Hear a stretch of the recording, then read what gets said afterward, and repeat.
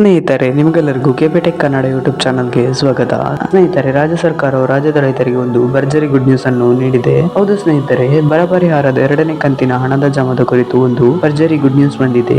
ಎರಡನೇ ಕಂತಿನ ಹಣ ಯಾವಾಗ ಜಮಾ ಆಗುತ್ತದೆ ಎಂಬುದನ್ನು ನಾವು ಈ ವಿಡಿಯೋದಲ್ಲಿ ತಿಳಿಯೋಣ.